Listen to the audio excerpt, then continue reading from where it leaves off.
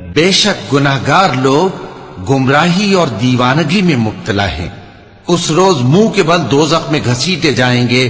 कहा जाएगा, लो अब आग का मजा चखो। हमने हर चीज अंदाजा मुकर्रर के साथ पैदा की है और हमारा हुक्म तो आग के झपकने की तरह एक बात होती है।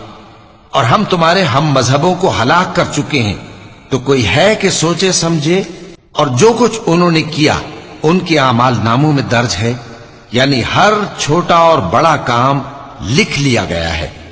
जो परहेजगार हैं वो बागों और नहरों में होंगे, यानी सच्ची बैठक में हर तरह की कुदरत रखने वाले बादशाह की बारगाह में।